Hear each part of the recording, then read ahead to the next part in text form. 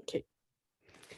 Bom, então a gente está fazendo aqui, começando mais uma prosa da Rosa, que é um programa que a gente tem feito desde o ano passado, em que a gente entrevista um convidado ou uma convidada para uma conversa com os editores. E, posteriormente, a gente coloca essa revista no ar, no próprio site da revista ou no YouTube. Esta é a 5ª edição. A gente fez uma entrevista com a Haddad, uma entrevista com a Marina Silva, uma entrevista com o Freixo e uma entrevista com o Nuno Ramos, ano passado. A gente está fazendo hoje, então, uma conversa com o Zé Maurício Domingues, a partir de um livro, uma Esquerda para o século XXI, publicado pela editora Mauad no final dos anos 2021. E no último número da revista, a gente publicou 2 resenhas a partir do livro, uma resenha do Cícero Araújo e a outra resenha do Arthur Rusne, 2 dos editores da revista. Então, a gente vai começar as perguntas e Zé Maurício fica à vontade para respondê-las, a gente pode continuar conversando a partir delas. Acho que a primeira pergunta é minha. Na abertura do seu livro, talvez com um tom pessimista, ao prever o futuro, você localiza a urgência em se abrir uma via de democratização mais ampla. Quais seriam os maiores desafios hoje para a criação de uma voz mais uníssona e, portanto, ampla por parte da esquerda? Essas dificuldades estão se revelando mais fragmentadas e pontuais do que outrora? E, por fim, que atitudes a esquerda precisaria tomar para assegurar sua própria sobrevivência nesse cenário? Bom, boa noite para vocês, boa noite a quem estiver acompanhando a discussão aqui. Não diria que o livro é pessimista, mas ele também não é otimista, né? Porque a situação está complicada, digamos assim. A situação está tão caótica que a gente nem sabe o quão caótica ela está. Não é? A gente olha, cada hora é parece que está muito ruim, daqui a pouco parece que está só ruim, daqui a pouco parece que está pior ainda. Então, é difícil avaliar muito precisamente a nossa situação, mas, de uma maneira geral, eu diria que ela não é boa. Não é boa. Tem muito espaço, eu acho, para a esquerda crescer, no princípio, mas o que a gente vê não é isso. O que a gente vê é uma reiteração da derrota, ou pelo menos dificuldades que parece que nunca se superam. Não é? Nunca se superam porque é difícil, nunca se superam porque a gente não tem projeto e as forças dominantes na esquerda não querem discutir isso e querem persistir nos seus equívocos. E, ao mesmo tempo, há uma dificuldade de comunicação com a população de uma maneira geral. Então, o livro, o que ele tenta fazer é pensar as coisas que são efetivamente fundamentais nessa trajetória da esquerda para a gente tentar entender onde é que o problema se localiza. Não é? Há fenômenos novos na esquerda. A gente está vendo agora na Colômbia, o Petro pode ganhar a eleição com uma coalizão diferente, com movimentos muito plurais da sociedade. A gente viu no Chile agora o Boric ganhando uma eleição importantíssima. Mas são coisas novas na esquerda latino-americana. Mas no mundo, de uma maneira geral, as coisas não são boas. A situação é muito difícil.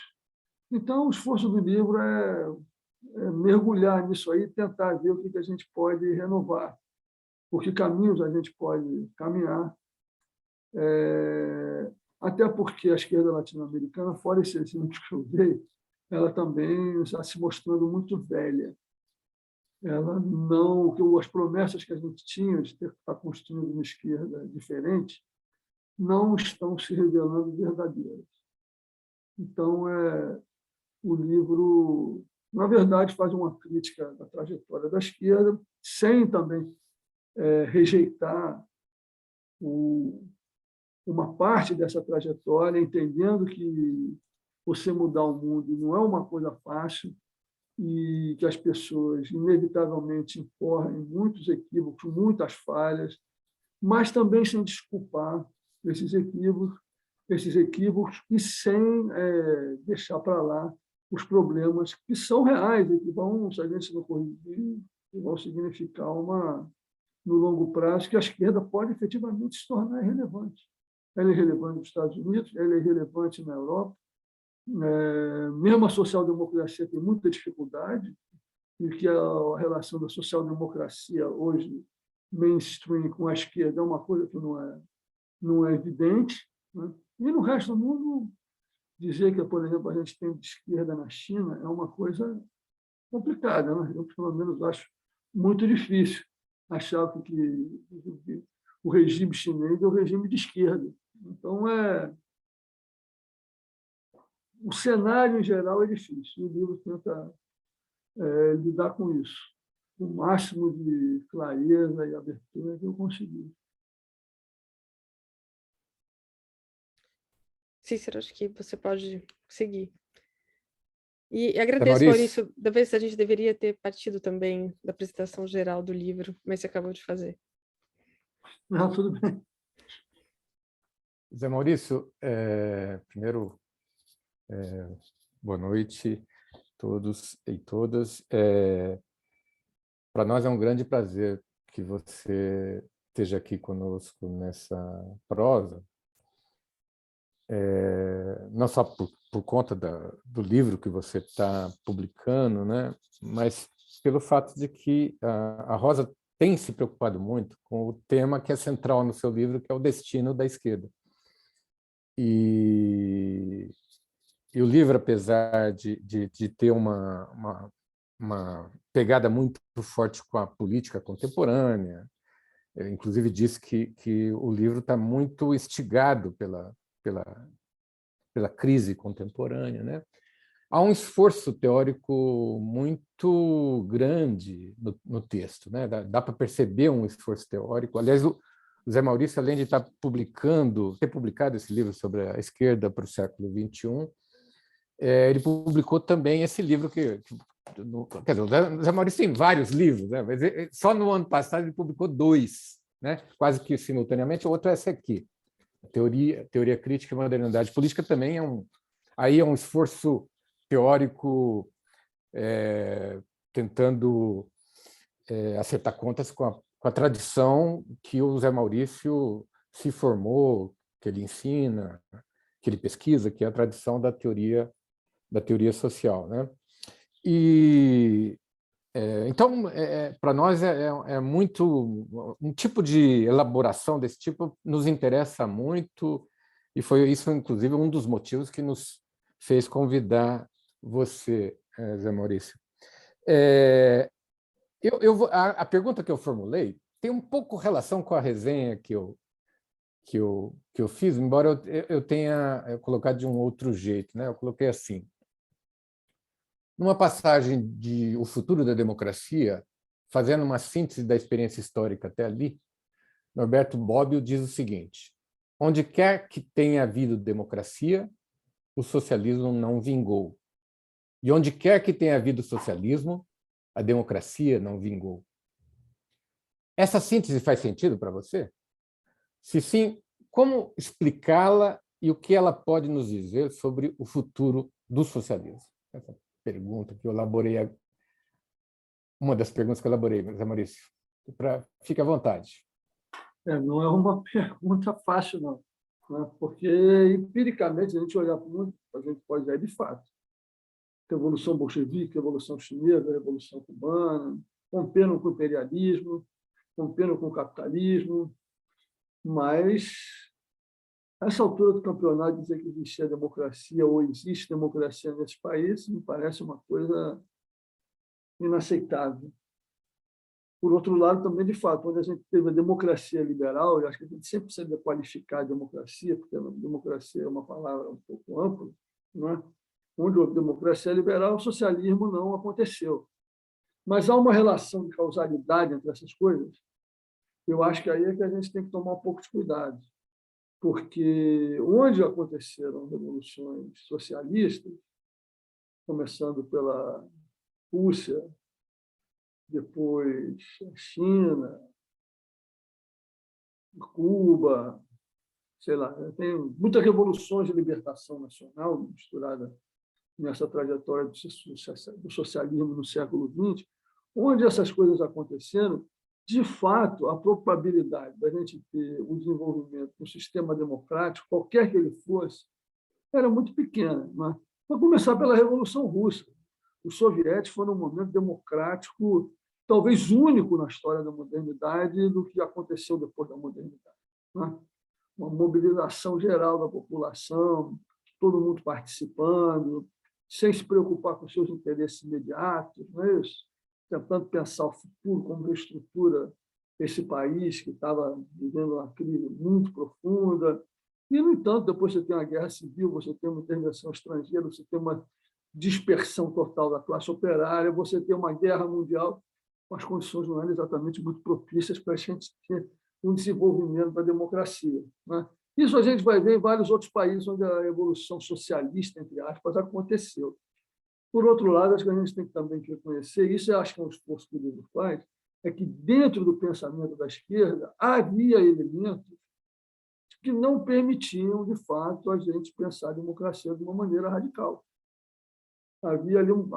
Havia armadilhas já dentro do pensamento da esquerda, sobretudo a partir, eu diria, do desenvolvimento do leninismo, mas o Bakunin diria que desde o pensamento de Marx, né, eu cito uma passagem dessa no livro, né, havia um problema grave de que a liderança socialista, os quadros revolucionários, acharem que eles tinham um saber superior no controle da história que ia permitir que eles se comportassem como a vanguarda e, a partir daí, implantassem o socialismo. Se o Lenin realmente tinha um pensamento autoritário, fundamentalmente ou não, eu acho que é uma coisa difícil de dizer. Mas o fato é que, a partir de 1921, com a guerra civil e uma fragmentação interna dos bolcheviques muito grande, o Lenin resolveu que as veleidades democráticas tinham que esperar.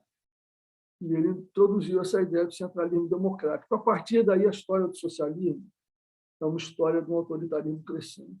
Eu não acho que haja uma linha de continuidade absoluta entre o leninismo e o stalinismo, mas o fato de que o Lenin aceita, primeiro, uma insurreição que passou ao largo dos soviéticos, depois foi aceita e legitimada pelos soviéticos, mas não foram os soviéticos que fizeram a insurreição de outubro.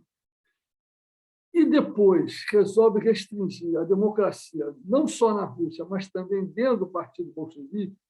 Esses três passos levaram uma revolução que parecia vitoriosa, porque foi assim que a Revolução de Outubro foi lida no mundo inteiro. Isso acabou cristalizando uma maneira de se comportar politicamente que teve consequências gravíssimas para o desenvolvimento do socialismo, da democracia durante o século XX. Não é? E depois, mesmo os partidos, as forças políticas de esquerda, que discordavam de alguma maneira disso, mas que se ligavam ao campo de fato revolucionário, não conseguiram se libertar dessa camisa de força. A social-democracia não tinha problema com isso, mas a social-democracia também, a partir de um determinado momento, já não queria mais mudar o capitalismo, né? Nem queria mudar o sistema liberal democrático. Né? Então, ficou os partidos comunistas mais ou menos fortes na Europa, na América Latina, na Ásia, na África, com uma perspectiva do que seria o socialismo, da relação do socialismo com a democracia, muito limitada pela camisa de força do leninismo tardio e do stalinismo. E nós pagamos esse preço, eu diria até hoje, nós pagamos esse preço dentro das formações, por exemplo, políticas latino-americanas, de esquerda, que continuam achando que tem uma missão histórica superior às das outras forças políticas na sociedade, que acreditam que podem amassar todo mundo, porque tem esse direito dado desde sempre, e muito facilmente resvalam para o autoritarismo. Não é? Então, nós temos uma hipoteca aí, digamos assim, uma hipoteca que, além da hipoteca prática do que foram esses regimes do socialismo real, que eu prefiro chamar, no outro livro que saiu agora, em janeiro, um livro pequenininho, de autoritarismo, de coletivismo autoritário, não é? Nós temos essa hipoteca prática da construção dessa sociedade que, de fato, desmoralizou completamente o projeto socialista. Nós temos uma hipoteca intelectual, teórica, que é tentar enfrentar onde é que estamos nós. né? E não adianta, quem tem que fazer isso, fora, claro, a prática é importante, né? Mas quem tem que fazer isso são os intelectuais. Não tem jeito, porque são problemas que têm a ver com como a gente concebe a democracia e o socialismo, a relação entre eles, né? Isso é estranho, porque se a gente pegar os anos 70 e os anos 80, foram anos em que a esquerda se abriu para essa problemática, né? Se a gente pegar os dois exemplos, talvez, dos partidos mais inovadores dentro da história da esquerda no final do século XX, a gente vê isso. Quais são esses partidos? É o Partido Comunista Italiano e o Partido dos Trabalhadores no Brasil. Foram partidos que olharam e já vem cá, uma coisa errada nisso aí. Nós temos que mudar isso. Aí a gente tem a democracia como valor universal, que, na verdade, começa no Quintino, começa com o Carlos Nelson Coutinho, mas o Carlos Nelson reverberou isso no Brasil, não é isso? E o PT, que veio com um discurso segundo o qual a democracia era pela base, fazendo a crítica do socialismo real, mas isso aí, no final das contas, não vingou. O PT desapareceu com a crise do socialismo real, a crise do sistema político italiano, e dentro do PT o que a gente viu foi, na verdade, uma hegemonia de quem veio da luta armada e do sindicalismo de cacetada, né? Isso que interessa é o poder e pronto.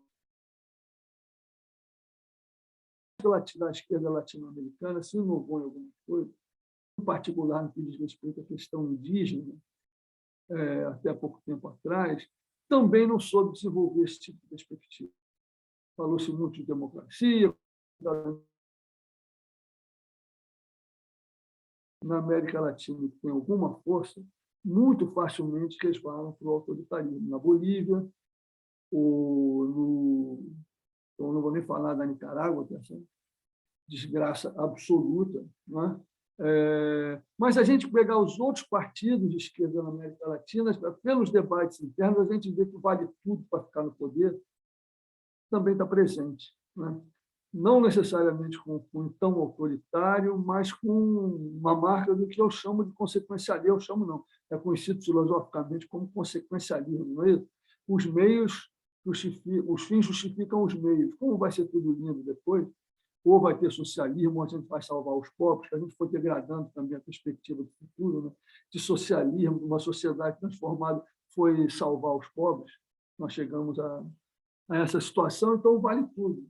Então, você pode tirar dinheiro da Petrobras, você pode respeitar a Constituição que você mesmo promulgou, pelo menos como discurso isso aparece como uma justificativa. Se isso realmente é uma justificativa do comportamento, ou é só uma tentativa de criar uma cortina de fumaça para as pessoas manterem o poder, já é uma outra discussão, mas aparece assim publicamente, né?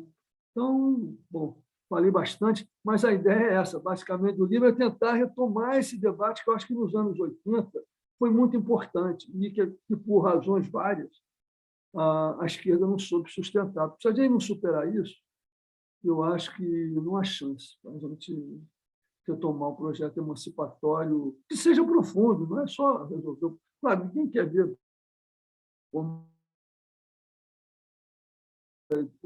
sobretudo pensar o socialismo, a transformação emancipatória da sociedade, tem que ir além disso, né? Então,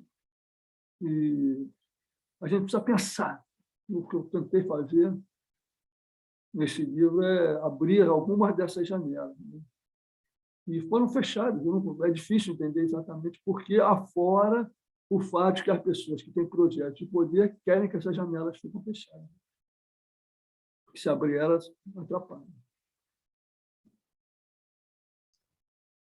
José Maurício, boa noite. Eu tinha preparado uma pergunta, mas me ocorreu uma diferente agora, e se os editores não se opuserem, eu vou quebrar um pouquinho a ordem. Tranquilo. Só para engatar no que você está dizendo, pode ser, Cícero? Pode ser, Marcela? Tranquilo.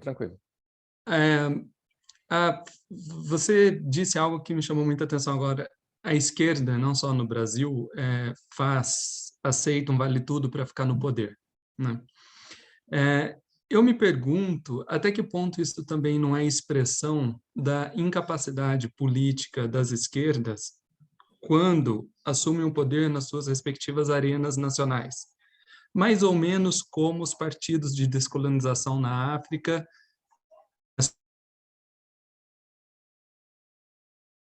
uma metamorfose contra-revolucionária quando empolgaram o poder com as mãos e expulsaram os colonizadores, né?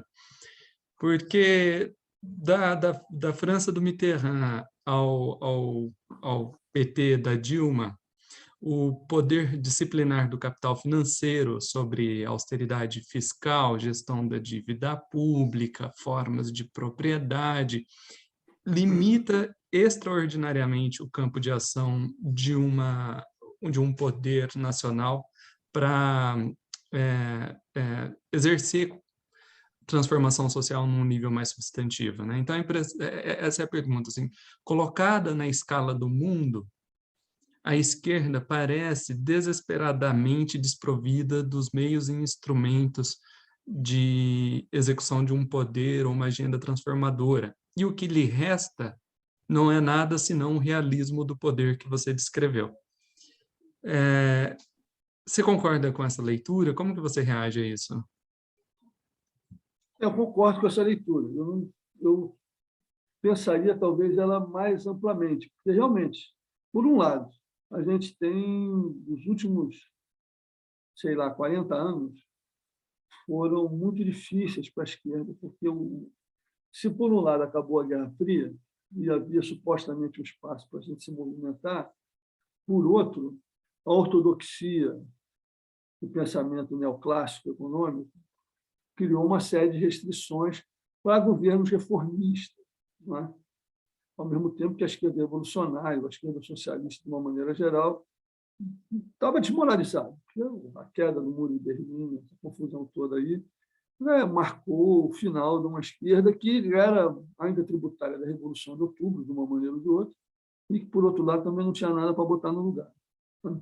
Hoje, o que eu acho que a gente está vendo é talvez uma mudança nesse paradigma, porque o neoliberalismo, primeiro, nunca se implantou totalmente, sobretudo nos países do centro, e na periferia ele foi implantado, mas, de uma maneira geral, a gente está vendo que isso se esgotou. A pandemia, eu acho que evidenciou isso, né? A questão da mudança climática, outros problemas estão trazendo também dificuldades maiores que não têm como ser enfrentadas por esse tipo de perspectiva. Por outro lado, eu acho que ficou muito evidente também que a política ela tem uma autonomia que a gente não conseguia ver, né? Por quê? Tanto no liberalismo, quanto eu diria, quanto no marxismo, a ideia de que a política é uma expressão dos interesses econômicos, ou seja, a esfera da política ela está determinada de uma maneira mais ou menos direta ou mais ou menos imediata pela economia, é muito forte. Então, a ideia de representação política sempre levou isso muito em conta. A gente esqueceu de pensar uma coisa que eu acho que está ficando cada vez mais óbvia, que é o fato que quem quer poder político, quer poder político e quer poder político. Não é? Claro, pessoas podem ter projetos, elas podem ter interesses mais universais, que não tenham a ver com o fato de que elas vão chegar ao poder e vão querer manter esse poder, mas eu acho que ficou muito claro, é claro para todo mundo hoje, que os políticos estão interessados neles mesmos. Né? Isso é uma coisa generalizada no mundo. Então, a gente, na esquerda e na direita, nesse sentido, não importa muito. Como a gente não tinha um projeto de transformação, nem de reforma muito simples, não é isso? Pelo constrangimento da situação real do mundo e por conta das derrotas que a esquerda sofreu.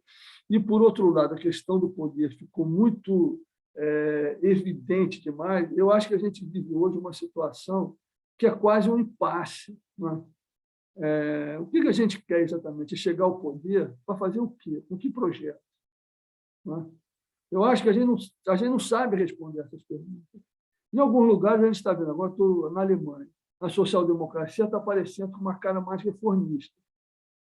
Então, ela está se fortalecendo na Europa de uma maneira geral por conta dessa perspectiva, porque tem algum projeto por trás disso, mas é um projeto muito limitado. Não é? Tudo bem que agora, com a guerra aí do Putin, esses temas deram até uma sumida da China, né? Porque tudo agora só se fala de guerra. Né? Mas, quando a social-democracia vai para a esquerda, por que acontece? Os outros partidos de esquerda que tentavam aparecer com uma perspectiva mais emancipatória de longo prazo perdem substância.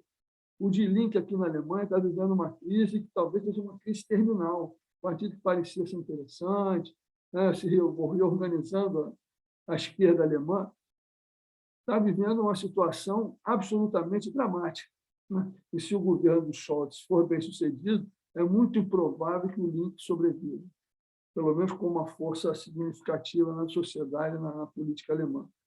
Então, eu acho que a gente não tem, né, projetos e, no entanto, ao mesmo tempo, a situação está mudando, porque a situação abriu um espaço maior para forças políticas reformistas. Mas forças políticas reformistas que também não têm nenhuma ousadia. É uma social-democracia muito pragmática, embora vá tentar, provavelmente, apostar numa política social mais vigorosa, né? E no investimento estatal na economia. Estava todo mundo vendo que o negócio não funcionava, você cortando política social e investimento. Com a pandemia, a coisa se mostrou absolutamente necessária, mas isso, por outro lado, também não resolve as coisas. Aí, de novo, a questão do poder eu acho que está muito evidente, né? E por isso que essa questão da democracia volta, né? Porque a questão do socialismo ela implicava duas coisas, né, originalmente, né? Era uma modificação da propriedade dos meios de produção e a administração coletiva desses meios de produção e da vida social no seu conjunto. Essa segunda parte se perdeu, ou ela se manteve sob a forma de ideologia. Basta nacionalizar o meio de produção e a gente já tem socialismo, né? Todo mundo acreditava nisso, mesmo os críticos da União Soviética mantinham essa visão, mas isso simplesmente não é verdade, né? Não é verdade. Então, como é que a gente repensa essa ligação entre democracia, modificação da estrutura econômica da sociedade, junto com uma série de outras questões que a esquerda, hoje ninguém era capaz de imaginar que se tornariam tão importantes como a mudança climática, e outras que são mais, já se pensavam há mais tempo, mas que se tornaram também mais prementes, como a questão do racismo, como a questão da subalternidade das mulheres, do feminismo, uma série de outros temas que hoje ganharam proeminência, mas que, por si só, não significam emancipação geral, né? São temas particulares. Dizer que o tema das mulheres é particular é um exagero, da questão do racismo no Brasil é particular, também é um exagero, mas é no sentido de que não modifica a estrutura geral da sociedade, né? Então, eu acho que tem um problema aí por qual a gente ainda não tem solução. E não é simples ter solução, porque você mudar as formas de propriedade numa sociedade onde você tem empresas que são internacionais de tamanho gigantesco, não é uma coisa evidente, né? Vou nacionalizar a Microsoft. O Bill Gates vai rir, né? Vai nacionalizar o quê? Né? A venda lá de computadores, de programas. O que importa é onde você produz conhecimento, né? Então, não, essas coisas são todas muito difíceis. Nós estamos vivendo um mundo muito diferente, né? Derivei aqui para uma série de coisas, mas é que os problemas são tão complicados, você começa a falar de uma coisa, quando você vai ver, você é puxado para outra muito rápido, porque eles são tão interpenetráveis, as coisas são tão difíceis da gente separar, que eu acho que elas tendem a aparecer de uma maneira um pouco inevitavelmente misturada. Mas o ponto que eu tentei fazer no livro, de certa maneira, é essa questão democrática, né? Porque eu acho que se a gente não agarra isso, a gente não agarra nada. Ou a gente começa a pensar isso de uma maneira diferente, seja dentro da democracia liberal, ou, eventualmente, pensando o que a gente faz para essa democracia liberal ser menos liberal, e aí pode ser o republicanismo, pode ser o conselhismo, mas alguma coisa a gente tem que fazer no sentido de mudar, né, com projetos que sejam substantivos, mas que também tenham a ver com a estrutura do exercício do poder enquanto tal. E essa última parte a esquerda tem horror a considerar, porque, evidentemente, coloca em xeque, né, o poder dos seus grandes dirigentes, das suas grandes lideranças, por essas pessoas maravilhosas que fizeram tanta besteira nos últimos anos na América Latina, que perderam exatamente a oportunidade de fazer uma transformação talvez mais consistente da situação social, política e econômica do continente. Posso fazer uma observação rápida também? Aproveitando o que você está dizendo, o Cícero trouxe uma citação do Bob sobre socialismo e democracia, onde há um não há outro, onde há outro não há um. O Bob também tem uma parte sobre democracia em que ele diz que o regime democrático é uma espécie de ponto de equilíbrio entre a tensão permanente, é um ponto de equilíbrio para a tensão permanente entre capital e trabalho. Uma forma, uma morfologia do poder para atenuar os conflitos que surgem do capital e do trabalho, né? Isso me faz pensar, me remetendo até ao que você acabou de dizer, com o mundo em profunda transformação, com a composição do capital em profunda transformação, com empresas transnacionais enormes, gigantescas, que diminuem a capacidade de diálogo, barganha e redefinição dos termos de discussão da parte dos atores políticos, né? Como você acabou de colocar, José Maurício. Eu fico me perguntando até que ponto assim a democracia vingou em algum lugar de maneira substantiva, porque mesmo aquelas democracias liberais que o Bob considera exemplares por terem estabilizado as contradições entre capital e trabalho, tiveram um padrão de vida e um nível de renda elevados graças a cadeias mercantis que atravessavam essas democracias, né? Então, graças a uma exploração da energia humana e a uma exploração, ou por causa da exploração de uma energia humana e da exploração de uma energia não humana, de devastações ecológicas, que correm por fora da democracia. Pensa a Holanda, por exemplo, que é um pequeno Éden ecológico, mas destrói o mundo ecologicamente. É um dos países que primeiro atinge o ponto de saturação da capacidade de reposição ecológica da Terra e tudo mais, né? Então, essas bases materiais globais destrutivas das democracias me fazem perguntar isso. Onde já tivemos democracia? Eu acho que a primeira coisa é também reconhecer isso. Democracia liberal, por isso que eu sempre friso isso, ela é um regime misto, né? Ela tem elementos democráticos, mas ela tem elementos oligárquicos muito fortes, né? Eu poderia também dizer que é um regime misto, porque ela é liberal e, ao mesmo tempo, tem elementos republicanos. Mas o que nos interessa, talvez mais diretamente, no ponto que você está colocando, é de que os elementos democráticos eles são importantes, evidentemente. A gente sempre repara que eles são particularmente importantes quando a gente perde eles, né? Então, ou tem eles restringidos, né?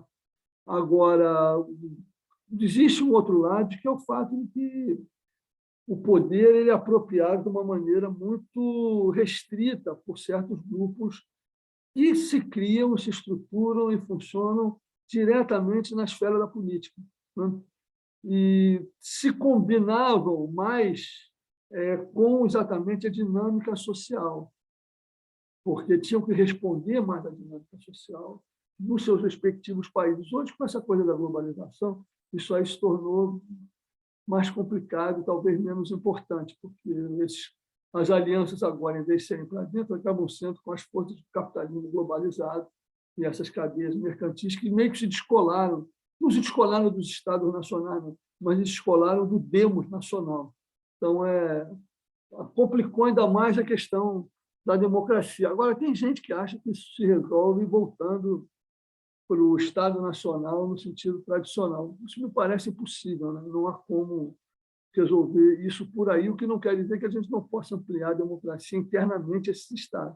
São duas coisas diferentes, eu acho, né? Aumentar, ampliar, aprofundar a democracia, tal qual ela funciona dentro dos Estados nacionais, e vincular isso para além do Estado Nacional no plano global, porque também não tem muita solução se não for por aí, né? Esse duplo movimento a gente vai ter que aprender a fazer de alguma maneira. Democratizar o sistema internacional parece uma coisa tão remota, né? Tão remota, mas não é contraditório com a gente se concentrar, pelo menos nesse momento, com a democratização dos sistemas políticos em cada um dos nossos países, né? E, a partir daí, tentar pensar como isso é possível se expandir em outras esferas. Então, não é uma coisa linear, você começa num e termina no outro. Mas, evidentemente, eu acho que as tarefas democráticas, particularmente das forças de esquerda hoje, têm muito a ver com como elas renovam a democracia nos seus respectivos países. Eu acho que o caso do Chile, hoje no mundo, talvez seja o mais exemplar nesse sentido, né? Porque o Chile, que era um país particularmente oligárquico do ponto de vista político, se você pegar, talvez, Mesmo o Partido Comunista, uma coisa muito estranha. Boa parte dos dirigentes da militância, que controla os aparelhos, é de gente que tem família no partido, né? Mas se a gente pegar os outros partidos, você reconhece todos os sobrenomes. É gente que está no poder político há décadas, há gerações, né? Então, eu acho que a sociedade chilena chegou a um momento que já chega, não é possível que sejam as mesmas pessoas controlando para sempre o poder político. Nós queremos participar. O problema é que, com toda a eleição do Boric, com tudo interessante que está acontecendo, não há nenhuma sugestão de revisão institucional que possibilite que essa ampliação da democracia se concretize de uma forma duradoura. O que apareceu no Chile? Listas eleitorais de candidatos independentes. Uma confusão enorme, mentira, né? Mas foi uma oxigenação do sistema político. As pessoas olharam e disseram, bom, tem gente lá que é não é político profissional, o Boric também não é político profissional, parecia que não era, então vamos mudar esse sistema oligárquico chileno. Isso é sustentável da forma como está organizado agora, no longo prazo?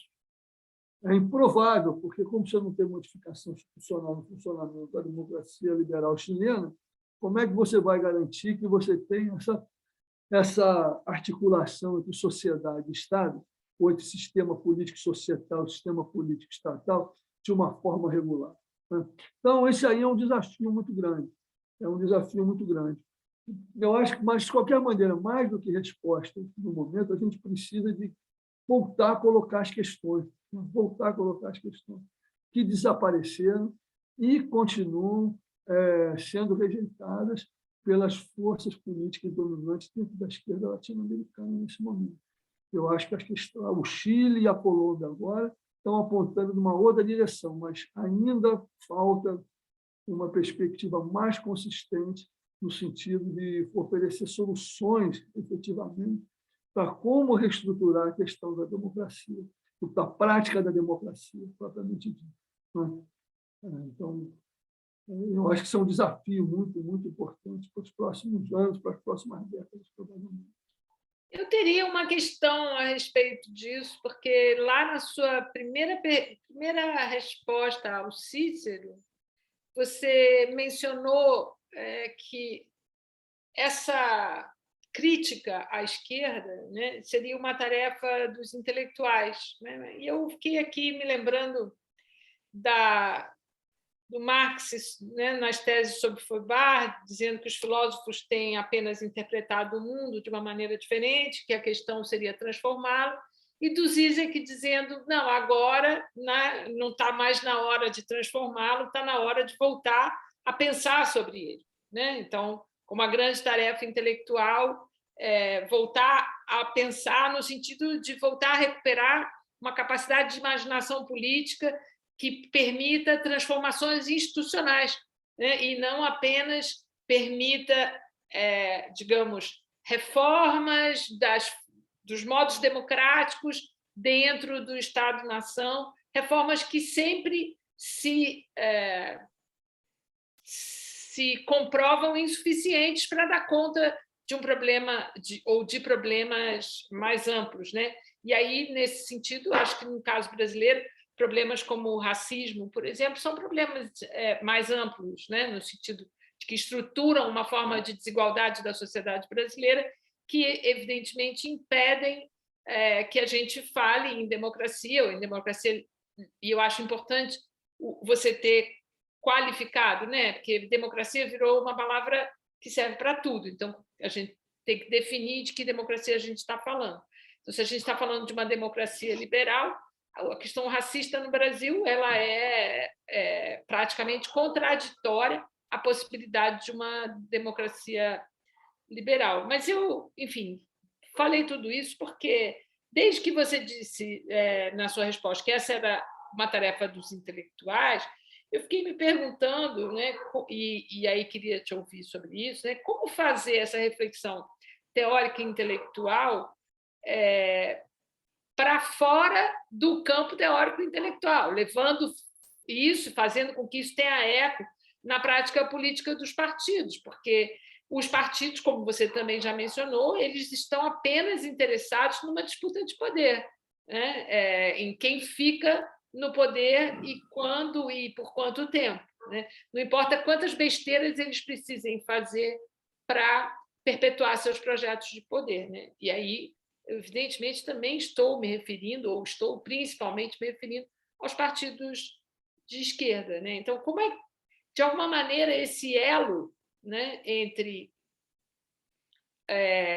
essa reflexão teórica e intelectual e os partidos de esquerda parece ter se rompido, né, de tal modo que é uma conversa de surdos, seria isso? Não, uma conversa de surdos, sim. Eu não sei se é uma conversa de surdos, porque eles falam sem parar, né? A gente fala um pouco, eles falam sem parar, né? É É uma verdade. coisa impressionante, né? Eles jamais, eles precisavam pegar um pouco de afasia, né? De vez em quando se calarem, porque eles não se calam nunca, né? Agora, no Brasil, particularmente, eu acho a situação dramática, né? Porque o PT é um partido que era uma promessa, com todos os problemas que eu acho que o PT sempre teve, né?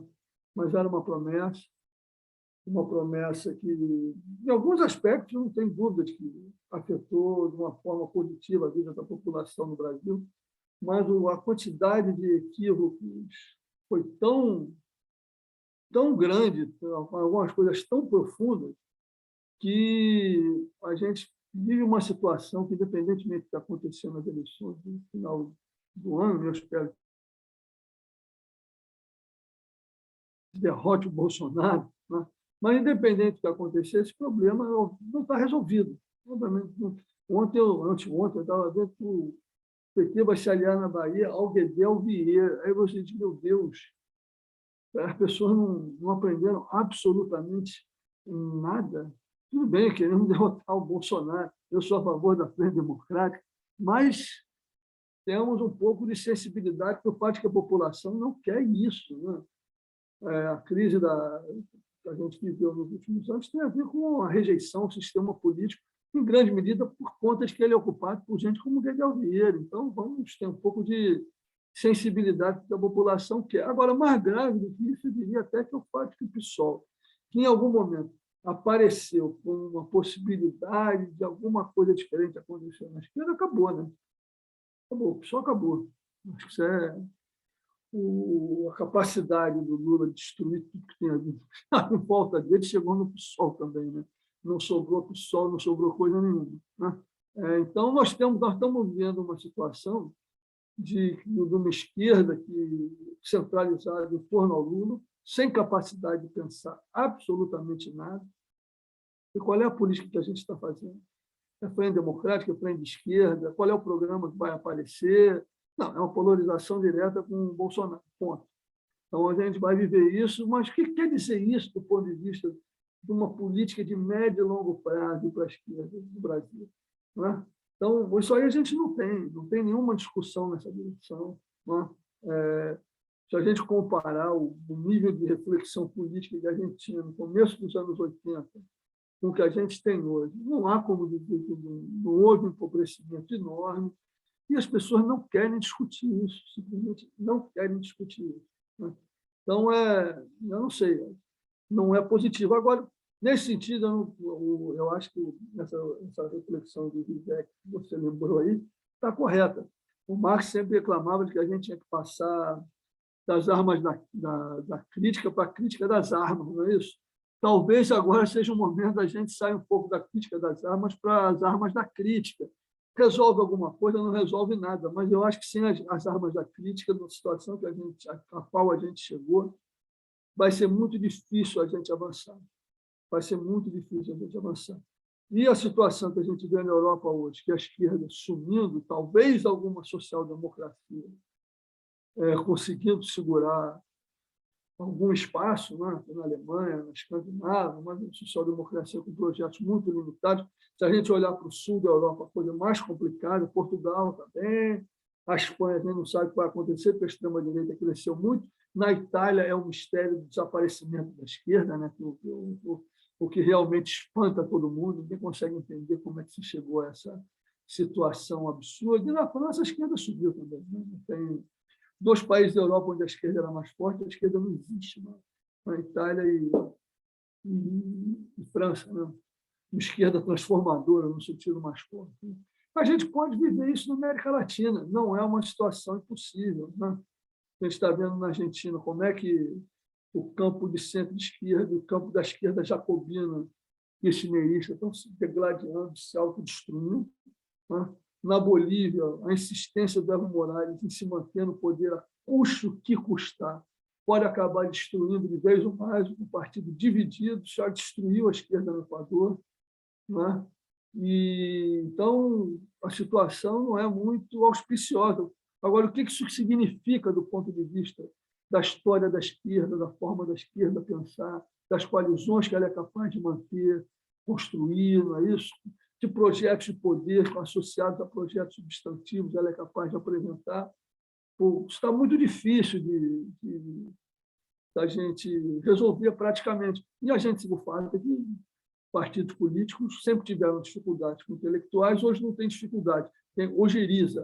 Né? Então, é uma situação que o que a gente pode fazer? Dar murro em ponta de faca, tentar falar com os políticos profissionais, é muito difícil. Então, não estou dizendo que isso não é uma coisa importante, uma comunicação com movimentos sociais, não é isso.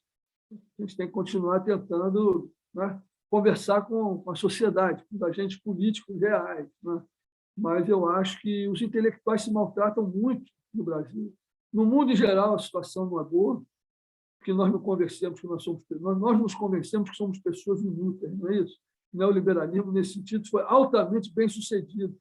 Ser um intelectual, pensar, ler livro, né? Isso é um tipo de bobagem, de perda de tempo. O que vocês estão... Isso é gastar dinheiro com vocês perderem o tempo de vocês com isso. Que coisa boba, entendeu? Que coisa dépassée. Então, e no Brasil, aí então uma coisa radical. Isso, ser intelectual no Brasil é uma contradição em termos. Entendeu? Eu sou brasileiro intelectual. Essas duas coisas não vão juntas. Né? Agora, quando você vê que na Alemanha o Habermas diz que talvez os intelectuais estejam acabando, porque só tem intelectual se tem leitor, né? Isso é o Habermas na Alemanha, né? É porque a situação não está muito boa. Agora, o que a gente faz? Desiste? Eu acho que não, né? Tem que insistir, mesmo que às vezes seja chato, se sinta solitário, meio melancólico, triste, mas tem que continuar insistindo, porque o pensamento é relevante, porque às vezes essas coisas são projetos que levam, não são nem décadas, né? Marcílio de Pádua escreveu sobre a questão democrática quando exatamente no meio da Idade Média, né? Isso foi ter um efeito. Quantos séculos depois, não é verdade? Né? Para não lembrar do Brecht, um cara que queria voar. Né? Então, esses borrachou lá numa cidade da Itália da Idade Média, e depois o Brecht, coitado, achou que o socialismo tinha chegado, o avião não voou ainda, de qualquer maneira. Né? Mas, quem sabe, um dia voa. Né? Então, agora, acho que depende muito da gente também ter a noção de que nós temos algum papel relevante. Né? Isso eu acho que é muito, muito importante. Não é verdade. Essa coisa que tentaram vender para a gente, que o pensamento é uma coisa inútil, é mentira. Só serve para consolidar o pensamento dos que não querem pensar e que já tem um projeto consolidado que eles querem impor a todo mundo. Então, esse é o esforço um pouquinho do livro também. Né? Vamos empurrar, nem que seja um pouquinho, porque se a gente para de empurrar, a gente está numa ladeira, né? A gente está subindo a ladeira, se parar de empurrar, o carro atropela a gente de vez. Né? Muito bom. Muito obrigada. Bom, a próxima pergunta é minha. No seu livro, você diz que as lutas decisivas hoje continuam a ser por direitos fundamentais, civis, políticos, sociais e também ditos difusos, em particular no que se refere à natureza e ao meio ambiente e democracia, se bem que seja duvidoso se o momento expansivo do liberalismo pode ser recuperado. Você acha que o Lula e o PT estariam hoje à altura de representar e cumprir essa agenda contemporânea? Existe real engajamento para que ela seja cumprida? Tem chance. Isso aí eu acho que não está em questão. Né? Eu acho que o que a gente pode esperar, e já é muito, né? É que a gente ganhe essa eleição com o Lula, com o Ciro, para mim não importa. Né? Até com Dória, se for para tirar o Bolsonaro, depois a gente resolve o problema com Dória, no segundo turno é segundo turno. Não pode ganhar o Bolsonaro, porque eu não sei se vai ter Brasil depois do segundo governo do Bolsonaro. né? Então, isso é fundamental. Agora, supondo, digamos, o candidato hoje na oposição ao Bolsonaro mais forte é o Lula. Supondo que isso vai se manter assim. Faltam 6 meses para a eleição. É muito tempo. Mas supondo que isso vai se manter assim, né? Eu acho até, pessoalmente, que essa aliança com o Alckmin parece uma coisa auspiciosa. Depois eu vi o negócio do dia dele, eu falei, não, entendi errado, né? Mas por que o Lula falou para os economistas dele? Olha só, gente, a correlação de forças é essa. Fazer acordo com o Centrão pelo fisiologismo vai dar em tragédia de novo. Então, vamos fazer o acordo que é possível para derrotar o Bolsonaro, governar, e depois a gente vê, né? Porque a prioridade agora é essa, né? Eu achei isso aí até uma coisa razoável, né? Eu não gostaria de estar no governo desse, mas não quer dizer que eu seria contra um governo desse, né? São duas coisas diferentes, né? Eu acho que a esquerda no Brasil acha que tem que estar no governo ou na oposição. Não, você pode estar fora do governo, apoiar aquilo que é importante, proteger um governo democrático, porque está querendo impedir que a extrema-direita destrua a democracia, não é isso? Sem você estar no governo. Isso, por exemplo, eu acho que o pessoal não consegue entender, né? Não consegue. Se perdeu nessa coisa aí, vai se pendurar no Lula agora, uma parte vai entrar para o governo, a outra vai embora do PSOL, o partido vai explodir, vai ser uma desgraça total. Agora, não há agenda na sociedade brasileira, e certamente não há agenda dentro do PT de ampliação de direitos. Pode ser que alguma coisa em relação à reforma trabalhista seja revertida, mas não, o PT nunca teve essa agenda, né? A verdade é que, na prática, o PT não teve essa agenda. O PT teve uma agenda social liberal, de políticas focalizadas, de cobertura ampla no setor de saúde, mas nunca, de verdade, políticas universais de direitos. Isso é uma dificuldade que a gente tem muito grande de pensar no Brasil, porque se vendeu de qualquer política social é direito. Tudo bem, isso aí já é meio confuso. Se você pegar as constituições da Escandinávia, não tem escrito que as pessoas têm direitos sociais de lugar nenhum. São as constituições super esquisitas, super pragmáticas, e, no entanto, você não vai encontrar direito social mais universal que tem na Suécia, não é verdade? Então, isso tudo não está escrito a ferro e fogo, que tem que estar na lei, que a política é universal para ela ser universal. Mas, por outro lado, você tem que ter o compromisso de fazer com que ela seja universal. Se você não tem esse compromisso, obviamente você nunca vai chegar lá. A gente não teve isso no Brasil em nenhum momento, nem na época do corporativismo, nem depois com a transição, a redemocratização ou democratização a partir de meados dos anos 80. O que a gente teve foi, de fato, uma política social liberal, cobertura ampla, combate à pobreza, mas em nenhum momento, consistentemente, uma perspectiva de políticas sociais universais. Isso, duvido, não vai ser a questão que vai se pôr agora. Eu nem tenho essa expectativa, nem esperaria isso, né? Porque, do ponto de vista imediato, a gente tem uma tarefa mais específica, que é impedir a reprodução da extrema-direita no poder. Agora, se a gente não tiver essa tarefa no médio prazo, aí não tem jeito, a extrema-direita vai voltar. A extrema-direita vai voltar, porque é o que está acontecendo nos Estados Unidos, não é isso? Ou o Biden vai conseguir romper o círculo de ferro que o Partido Republicano armou para ele, de forma tal que ele não consiga se consolidar, ou o Trump vai voltar. Ou pelo menos essa é uma possibilidade grande se eles não conseguirem destruir ele também juridicamente, que eu acho que eles já estão começando a considerar que, já que o Biden não consegue resolver o problema, talvez seja pela justiça que eles tentam resolver, né? Condenando ele de tal forma que ele não possa ser candidato de novo. Então, agora, no Brasil, essa questão não vai estar posta dessa maneira. Então, no Brasil, a questão ainda é expulsar a extrema-direita, né? Como é que é? No Brasil, a questão nossa questão é tirar eles de lá e garantir que a gente tenha uma reconstrução do sistema político, algum nível de confiança da população, algum nível de identificação da população, porque a crise política que começou em 2013 não acabou. Ela não acabou. Eu estou convencido disso, né? Porque os políticos não conseguem entender o que aconteceu, que a população rejeita as práticas do sistema político, fundamentalmente. Rejeita também. É corrupção, é estelionato eleitoral, é a cara de pau absoluta do Bolsonaro, é aliança com... É qualquer coisa. É qualquer coisa. Ontem foi o lançamento da candidatura, anteontem, da candidatura do Lula na UERJ. informalmente. Né? Aconteceram coisas na UERJ inacreditáveis. Na mesma noite que o Castro, que é candidato a governador, fazia o lançamento da sua candidatura com uma festa para 1.300 pessoas, provavelmente paga com dinheiro público, no Jockey Club.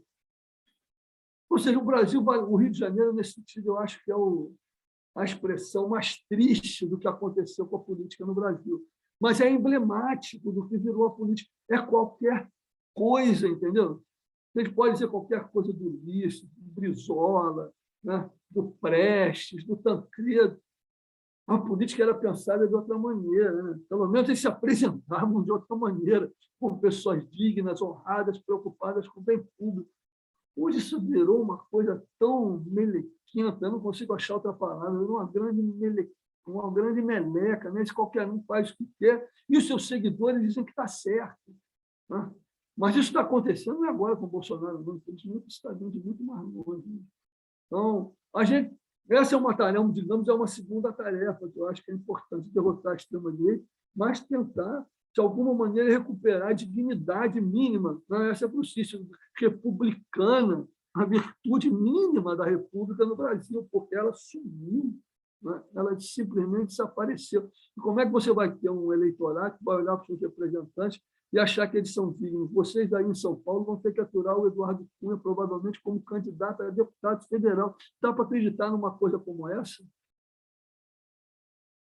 Ele talvez seja inventando-se problemas processuais ou de jurisdição, tem os seus julgamentos anulados e ele possa ser eleito deputado federal. Existe algum país do mundo onde alguma coisa aconteceria com esse nível de... Você imagina o Bettino Craxi virando primeiro-ministro de novo na Itália depois daqueles processos todos? Nem na Itália. É uma coisa que você fica assim, o que vai acontecer com a política no Brasil? Né? Então, tem que derrotar a extrema-direita, tem que recuperar as virtudes republicanas, mínimas, mas também tem que ter um projeto daqui a pouco mais consistente para a gente poder andar para frente. Então, não é fácil. A nossa situação eu acho que é muito difícil. Com Lula, Bolsonaro, quem quer que ganhe, a situação do Brasil no mundo hoje, talvez só seja pior nos países assim, onde parece que tem democracia, na Rússia, né? Absoluta. Mas eu não sei se a gente está muito longe disso, não. Porque se ganha Bolsonaro, por outro lado, a gente sabe que não vai ser esse refresco que foi nesses 4 anos, não. Mas a conversa vai ser outra. Vai ser bem diferente. Vai ser bem diferente. Ele é legitimado por uma reeleição depois de crise econômica, pandemia, o diabo 4. Eu não gosto nem de imaginar o que vai acontecer. Quem viveu um pouquinho da ditadura militar sabe que não vai ser agradável. Muito obrigada. Ou quem não viveu também sabe que não vai ser agradável. Mas eu acho que as pessoas não se dão conta disso. Eu vejo, às vezes, alguns discursos na esquerda que parece que, não, se o Bolsonaro ganhar, é como o Lula disse, né? Às vezes a gente perde, como se fosse a coisa mais natural do mundo, né? Perder para um candidato de extrema-direita. Né? Às vezes a gente perde. Parece um jogo de futebol. O Corinthians não ganhou dessa vez, tudo bem. Daqui a 2 anos a gente ganha o Campeonato Brasileiro de novo. Mas não é assim que funciona o país. Né? A natureza do problema é outra. Zé, a gente tenta manter o teto mais ou menos de 1h30. A gente tem mais 2 perguntas do Cícero e do Tamis, e acho que a Cara também fica à vontade para propor algo, se achar necessário. Mas a gente pode seguir, então, com o Cícero. Então, bom, eu tinha formulado uma segunda questão, ouvindo agora o debate... Mas fica também à vontade para acrescentar. Não, ouvindo o debate, eu vou atualizar um pouquinho com a seguinte observação. O Zé Maurício falou do efeito devastador da queda do Muro de Berlim. Né? E eu que lembro muito bem desse momento, né? A queda do Muro de Berlim foi tão devastadora para a ideia do socialismo que a própria esquerda socialista, na época, deixou de falar de socialismo ou falava bem quietinho, de cochicho. Né? Eu vou colocar isso porque eu acho que é o seguinte, eu acho que em política, Zé Maurício, o nome da coisa, às vezes, tão ou mais importante do que a própria coisa, né? E é engraçado que também na década de 90 a gente não percebeu que a reviravolta era tão grande que não era só o socialismo que ficava posto na berlinda, né? O próprio projeto civilizatório que vem da Revolução Francesa, a gente só descobriu mais tarde ela posta em questão, né? E talvez quem primeiro viu isto, quer dizer, a conexão daquilo com a Revolução Francesa, foi o François Furet, quando escreveu aquele O Passado de uma Ilusão. O Furet é o historiador revisionista por excelência da Revolução Francesa, né? E ele vai pôr essa coisa. Não, a questão não é o socialismo, simplesmente, ou o comunismo. Isso tem a ver lá atrás, né? Claro, tinha um tom. O Furet é um brilhante historiador, mas tinha um tom bastante conservador, o livro dele, né? Mas tinha uma verdade, né? Porque o que a gente foi assistindo aos poucos é que a reviravolta era muito maior, né? E como eu estou falando lembrei Revolução Francesa, e a Revolução Francesa, para mim, é o modelo de revolução, é a grande revolução, quer dizer, aquela que deu todo o imaginário relacionado à ideia de revolução. Eu percebo o seguinte, mesmo agora, quando, nos últimos tempos, a palavra de socialismo começou a voltar à tona, porque a esquerda socialista começou a perder um pouco aquela situação intimidatória que surgiu com a queda do Muro de Berlim. É interessante que ela volta, mas a palavra revolução, que era uma palavra-chave do século XX, é uma palavra do vocabulário político usado por todo mundo com uma conotação positiva, né? 64, os militares fizeram questão de chamar 64 de Revolução de 64, né? Até a direita, portanto, usava esse termo, mas era um termo também, claro, da esquerda. Mas a observação que eu faço é, olha só, 2016, que foi, né, a gente pode dizer, bom, foi uma coisa que lembra alguma coisa de 64, né?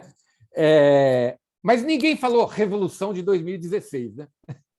A direita não falou Revolução de 2016, né? E por outro lado, eu vejo também que a esquerda, em geral, também não ressuscitou essa palavra. E, lendo o seu livro, não me ocorre que essa palavra você tenha elaborado, né? Então, de uma certa maneira, eu estou querendo, com essa questão, atualizar um pouco a pergunta que eu fiz na resenha, né? Tente me convencer, Zé Maurício, de que o nome socialismo continua sendo um nome adequado para a esquerda do século XXI. Porque, na verdade, eu coloquei aquilo na resenha como uma dúvida, é uma dúvida mesmo, né? Então, eu queria que você falasse um pouquinho sobre isso. Tenta me convencer. Não, esse negócio do Muro de Berlim é grave. Eu lembro que eu estava conversando meu doutorado na Inglaterra e eu via muita gente comemorando que agora o socialismo democrático vai ter espaço. Eu falei, não, gente, nós vamos tomar uma pimba tão grande, cara. Eu vi aqueles alemães todos atravessando a fronteira, querendo comprar coisas. De nossa, que derrota! Porque antes disso havia a ilusão, pelo menos eu tinha, de que havia um grupo de oposição, e havia um grupo de oposição. Quem ia pensar que, na verdade, eles estavam querendo, os alemães orientais estavam querendo a Coca-Cola, né? Lembra do filme? Coca-Cola, pois não, era o McDonald's na Rússia, a Coca-Cola na Alemanha, era uma coisa assim. E tinha grupos de oposição, de fato, na Alemanha Oriental, que queriam manter alguma coisa de socialismo, talvez fazer um sistema federado com a Alemanha Ocidental, mas foram atropelados de uma maneira sem nenhuma piedade, né? Então, a coisa foi... E, a partir dali, de fato, eu lembro a Hillary Wainwright, tem um livro sobre esquerda, não sei o quê. Eu conversei com ela uma vez, ela falou, não dá para usar essa palavra. Na Europa Oriental, você não pode mencionar essa palavra, porque você não consegue conversar com mais ninguém imediatamente. Ah, eu sou socialista, acabou a conversa. Né? Então, agora, de fato, nos últimos 5 anos, o tema começou a aparecer um pouco curiosamente a partir dos Estados Unidos. Né? Aí você vem o Bernie Sanders, que não é um socialista, mas aparece como socialista. Aí vem o Ará, que escreve sobre isso, a Nancy Fraser. Começa você ter um certo burburinho em torno dessa possibilidade. Né? Será que essa agenda está de volta? O livro, evidentemente, ele é escrito dessa perspectiva. Eu não sou social-democrata. Na minha trajetória pessoal é de esquerda leninista, né? Ou qualquer coisa parecida, por isso marxista no meio do livro, uma coisa que ele, olhando para trás, ele diz que engraçado, né? A gente acreditou em coisas tão estranhas ao ver na vida, não? Mas mas o tema, a social-democracia é um tema muito importante, né? Mas, por outro lado, a questão do socialismo também tem como juntar essas duas coisas. Em algum momento, na Escandinávia, pelo menos, parecia que você conseguia partir daí para fazer alguma outra coisa. Eu volto um pouquinho também na questão que a Marcela tinha colocado, essa questão dos direitos, né? Porque as lutas das pessoas, concretamente, as lutas são por direitos. Elas não estão lutando para acabar com o capitalismo em lugar nenhum do mundo nesse momento. É possível juntar uma coisa com a outra, ou esse mundo dos direitos ele está definitivamente preso no mundo do liberalismo, da democracia? É possível passar de uma coisa para outra, essa ruptura tem que ser mais profunda.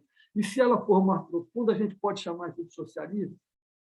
Eu entendo a preocupação do Cícero com a palavra, né? Porque eu não uso nem a palavra revolução, porque eu acho que isso é uma certa ilusão, e, por outro lado, que foi uma certa ilusão do século XX, não é isso? Que o mundo, ou você fazia revolução, ou não tinha jeito. Tinha uma discussão distante, como, por exemplo, sobre reformas revolucionárias, né? Como você tinha que encaixar, a mesma reforma, você tinha que encaixar na revolução, porque senão aquilo dali não era legítimo. Né? Então, a passagem no livro não tem a palavra revolução, e aparece a palavra comunismo como uma descrição de determinado movimento político. Não é isso? Eu preferi adotar a palavra socialismo porque ela ficou menos carregada do que a palavra comunismo. O comunismo, né? Na Europa, pelo menos, você falar nisso, você passa a ser uma pessoa... Não é que as pessoas não vão ser simpáticas a você, você passará a ser combatido por elas. Né? Socialismo, as pessoas ainda podem olhar e dizer, não, mas é meio esquisito isso aí, né? Está meio fora de época, mas ainda dá para você conversar. Tem como a gente inventar uma outra palavra? Mas aí a questão é menos a palavra, talvez, eu concordo com você, às vezes a palavra importa mais do que a coisa. Mas inventar a palavra significaria também reinventar o que significa, de fato, você construir uma sociedade onde propriedade privada, apropriação da política pelos profissionais, não existisse. Tem gente que, por exemplo, fala, agora talvez tenha parado um pouco, mas em algum momento estava na moda falar do comum, não é isso? Não sei se esse negócio vai continuar ou não, mas em algum momento todo mundo queria falar do comum. Era o Negri, as feministas, era esse Dardoio da Val, era tudo ao comum.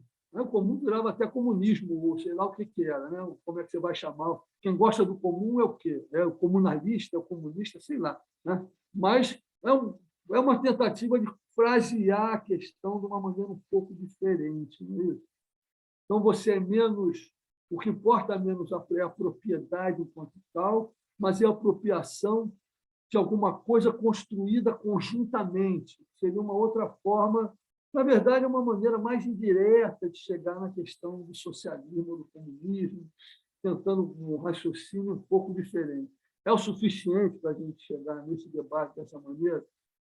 Garante que a gente consegue inventar uma forma de designar esse tipo de coisa que é efetiva. Por outro lado, a gente deixar de lado a palavra socialismo funciona, porque qualquer um que seja um pouquinho mais esperto vai olhar e dizer, mas você é malandro, você quer me enganar aqui, você está falando mesmo de socialismo, mas eu não vou cair nessa tua conversa, não, porque eu entendi o que você está falando, e eu concordo ou não concordo, mas eu sei do que se trata. Né?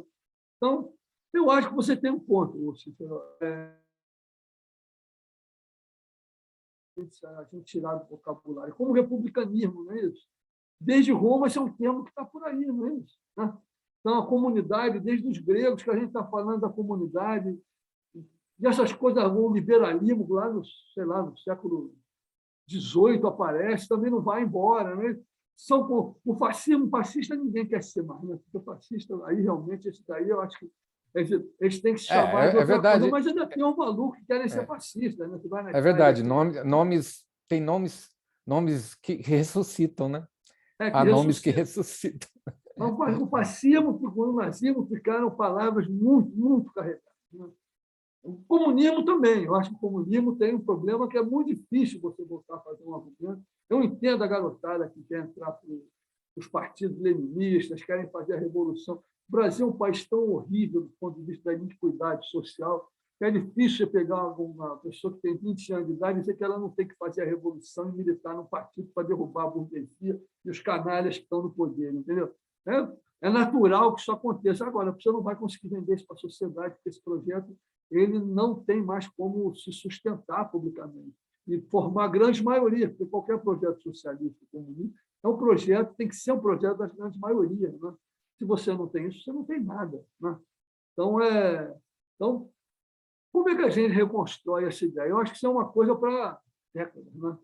Para décadas. Agora, também tem essa coisa da prática, não é isso? Dificilmente a gente vai conseguir, no governo nacional, ter projetos de implantação do comum. O Singer até entrou com o negócio com as cooperativas, né? De uma forma tímida, muito juntando as pessoas que estão mais, têm mais dificuldade para garantir a sua sobrevivência. Então, acaba que são cooperativas também muito frágeis, mas tiveram na moda nos anos 90. Já todo um movimento cooperativista, incubadoras nas universidades. É possível ressuscitar isso de alguma maneira? No plano federal, muito difícil. Certamente será muito difícil nos próximos anos. Nos planos das prefeituras é possível. Né? É uma coisa muito louca. Até o orçamento participativo, que era uma coisa extremamente limitada, sumiu da agenda política. Ninguém fala mais nisso. Né? O cooperativismo sumiu da agenda política. Né? Mas é possível recuperar isso? Eu acho que é. O programa do Boulos, eu tenho muitas críticas à candidatura do Boulos, da forma como o Boulos pensa política, eu acho que é muito estreito, é voltar ao PT dos anos 80, não resolve o problema, mas o programa dele para a prefeitura, nesse sentido, tinha algumas coisas interessantes. Você ser capaz de criar empreendimentos cooperativos, que são exatamente o comum, é o comunismo da prática, não é isso? Eu pegar essa coisa dessa garotada que vive agora de entregador, é o hacker, não sei o quê, ou que está no Uber. São empresas capitalistas, mas não é possível cooperativizar essas pessoas, né? Que elas sejam, junto com o Estado e os movimentos dessas pessoas, não seja possível criar aplicativos que sejam geridos pelos próprios trabalhadores. Estou pensando aqui, é uma bobagem, eu acho que até apareceu em algum programa político por aí. Mas são coisas nessa direção que realmente colocam, para além da nossa preocupação intelectual, no longo prazo, né? Voltar a colocar a questão da emancipação de uma forma radical, que inclui a agenda do socialismo, do ponto de vista prático, né? Também voltar a ter esse tema na agenda, de alguma maneira, né? Que as pessoas viverem isso, porque a ideia original também de Marx, do Engels, lá de ter grande concentração dos trabalhadores nas empresas. Isso já era a socialização da produção. Faltava agora resolver o problema da propriedade, também não vai mais acontecer. Não é isso? Está claro que esse desenvolvimento desse tipo de classe operária para virar a maioria em grandes empresas não aconteceu, quase aconteceu na Inglaterra e na Alemanha, e não vai acontecer mais em lugar nenhum. Então, se a gente... Porque tem, além do problema em si, de o que significa socialismo, tem o problema dos agentes que construiriam isso. Né? Quem está interessado em socializar meio de produção? Quem está interessado em construir uma vida administrada cooperativamente? Não tem nada de simples nisso. Né? Nada de simples nisso. Então, e esses agentes do marxismo clássico não estão mais disponíveis, eles acabaram. Não vai acontecer isso. Mas todos são trabalhadores, como meu amigo Ricardo Antunes gosta de dizer aí na Unicamp.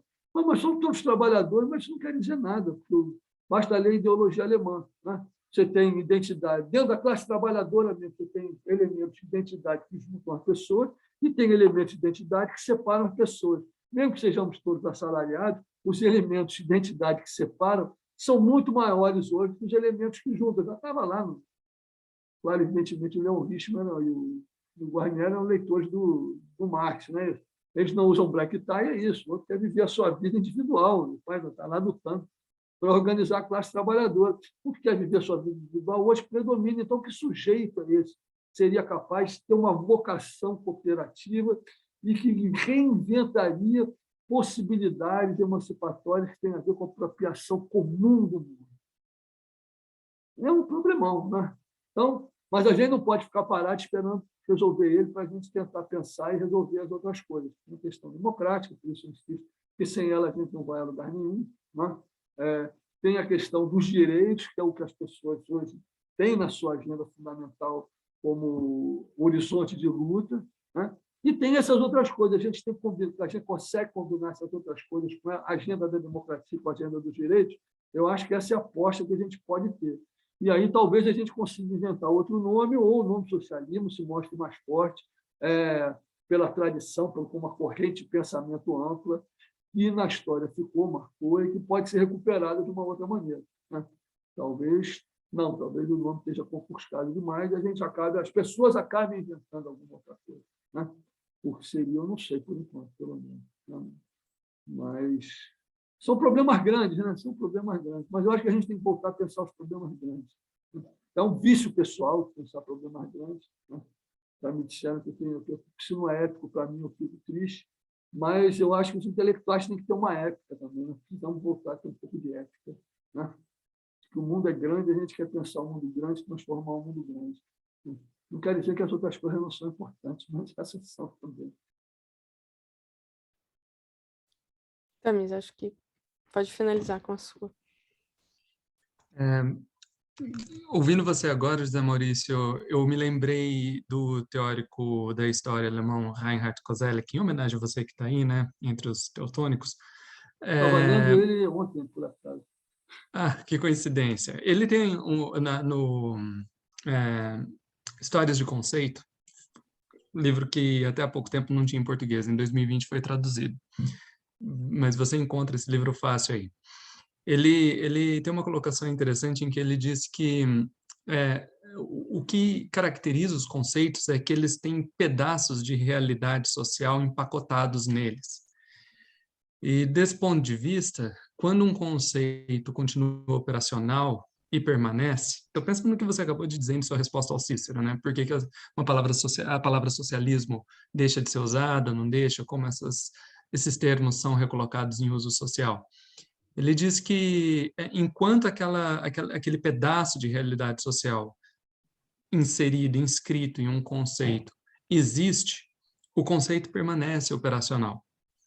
Quando aquela realidade muda de uma maneira radical, a queda do muro na pergunta do Cícero, por exemplo, ou o conceito quebra ao meio e para de ser usado, ou o conceito tem que ser reinventado por dentro, ele adquire uma semântica, um campo semântico que ele não tinha.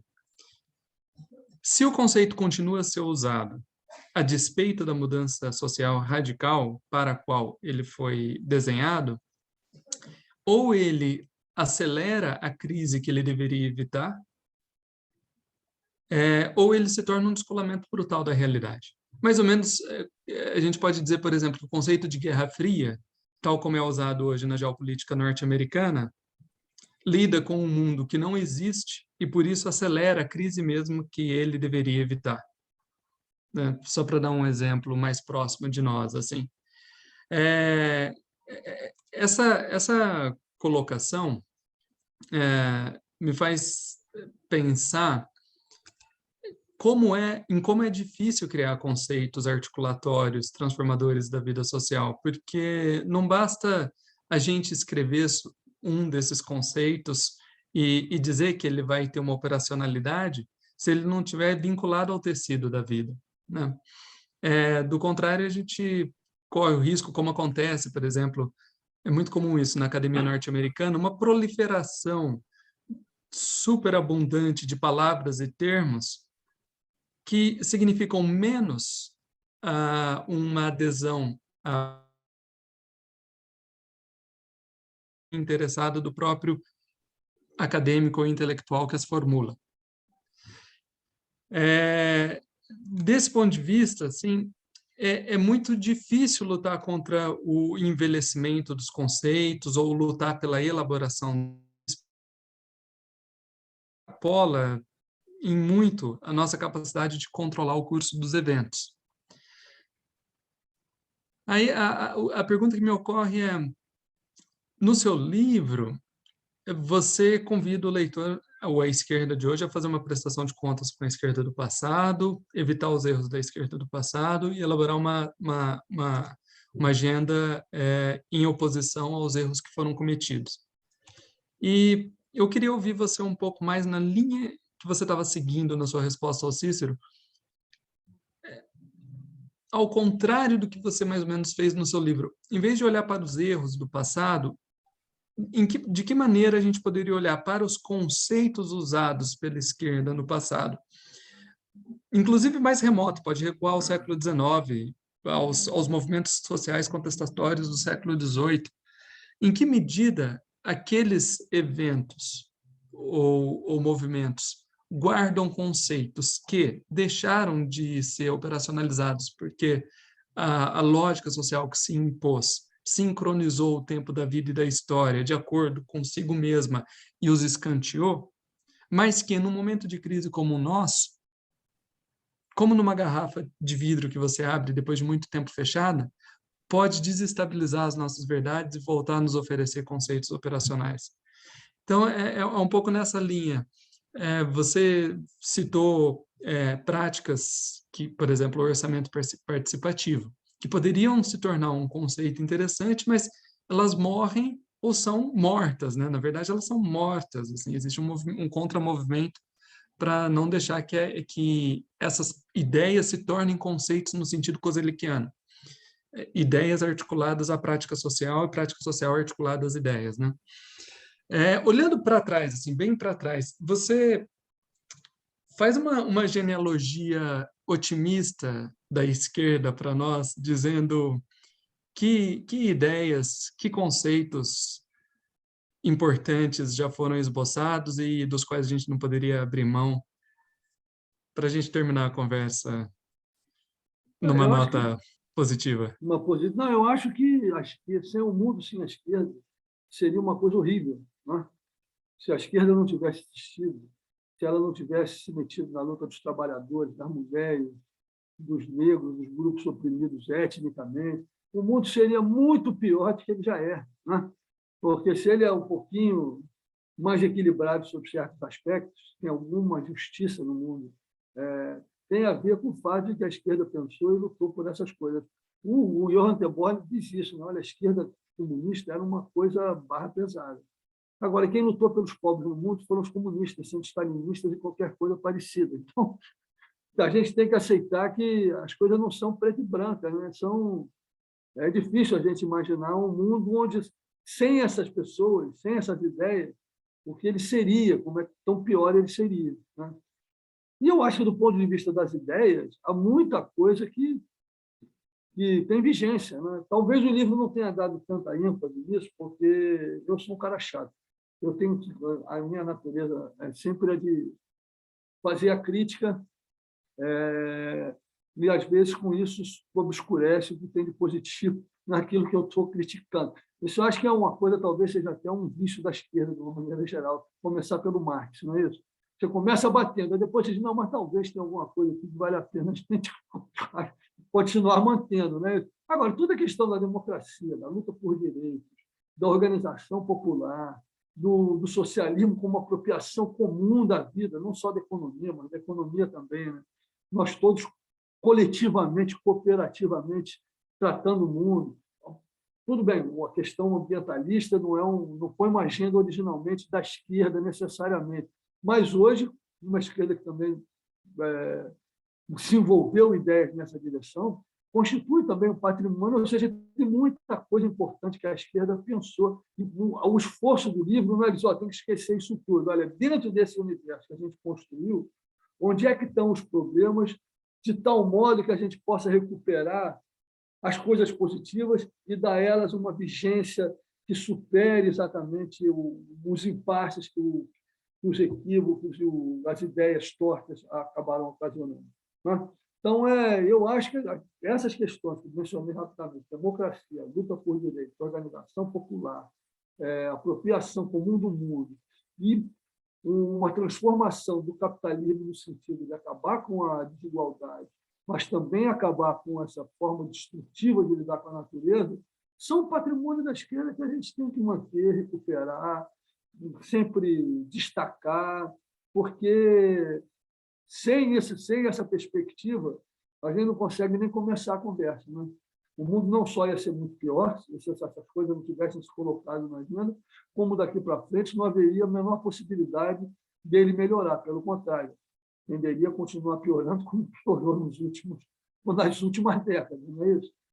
Então, eu acho que a esquerda ficou muito envergonhada no mundo durante bastante tempo.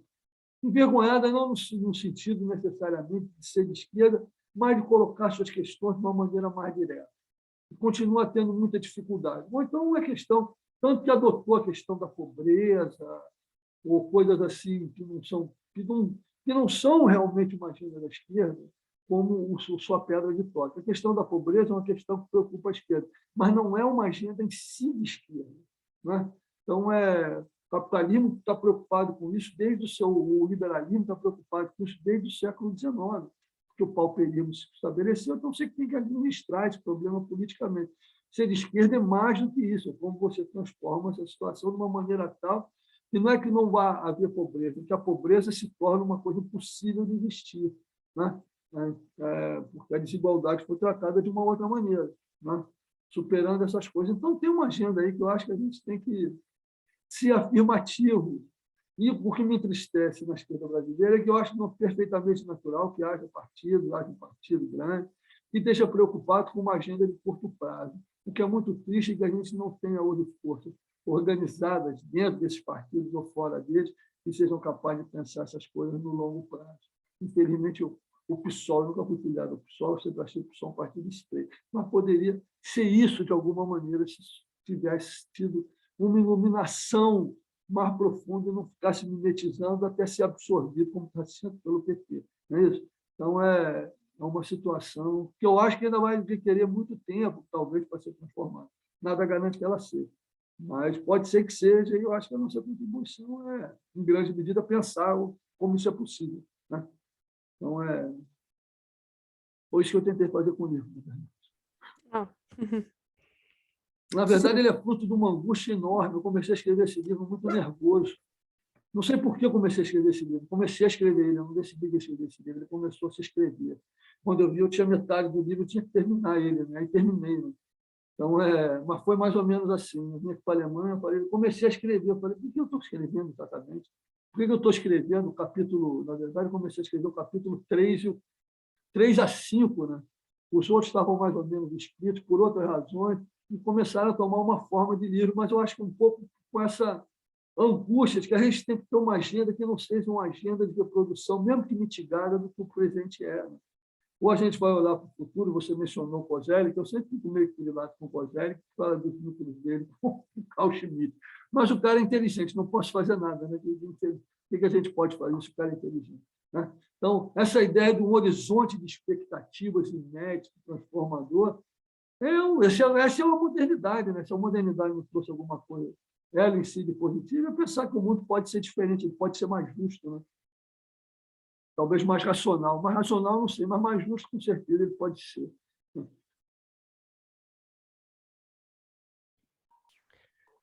Bom, terminamos, então, a prosa. Não sei, Cícero, se você quer acrescentar algo. Não. Algum comentário? Gostei muito. Puxa, baita conversa, né? Conversas que a gente tem que voltar a fazer. Quem sabe mais à frente a gente volte a fazer também com você, Zé Maurício. Mas, assim, achei uma conversa muito proveitosa. Muito, muito. Então, para mim também. Conversar porque a gente vive hoje, acho que, num isolamento muito grande também, não é isso? Quando a gente se junta para conversar e essas coisas vêm à tona e a gente pode ouvir um ao outro, criar uma pequena esfera pública, não é isso? Porque essas esferas públicas estão muito sob pressão. Dá não só uma satisfação intelectual, mas dá até um alívio existencial. Tem gente que pensa parecido, né? A gente pode conversar e intercambiar. Então, muito obrigado aí pelo convite e pela conversa com você. Muito obrigada a você, foi uma ótima conversa. Gostei demais de te ouvir. Sim, Zé Maurício, você pode falar. Não, eu só ia agradecer mais uma vez a conversa com o José Maurício, elogiar de novo o livro, gostei bastante, mesmo, inspirador. Uma nota só, rápido. Ô, José Maurício, pega aquele livro das cartas entre o Kozelek e Carl Schmitt. Todas as cartas deles, você vai ver como ao longo do tempo o Kozelek passa de uma posição de reverência intelectual para uma outra em que ele dialoga com o Schmitt de igual para igual. Talvez eu fique mais tranquilo. É super interessante. Quando eu uso essa ideia. Tá bom. Zé Maurício, mas muito obrigada mais uma vez, é a segunda vez, né, que você participa de um programa nosso. E a revista também fica à disposição sua, se quiser procurar algum artigo, uma réplica às resenhas. A gente está sempre por aí e muito aberto a propostas. Assim que a gente colocar a conversa no ar, eu te aviso e te envio o link. Tá bom. Tá bom? Maravilha. Muito obrigada e boa noite, bom final de semana aí. Boa noite para vocês aí. Boa noite. Tchau, tchau. Boa noite, até mais. Até, boa noite.